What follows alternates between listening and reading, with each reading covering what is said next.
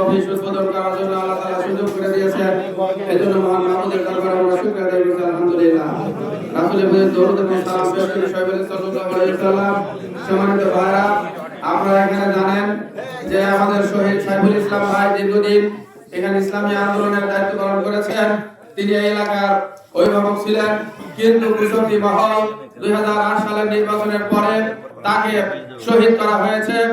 আমরা তার রেখে যাওয়া কাজকে ভূমিকা পালন করব, আরো ঐতিহাসিক আরো বেশি করে ভূমিকা পালন করব, যাতে তার রেখে যাওয়া কাজকে আমরা পূর্ণ করতে পারি।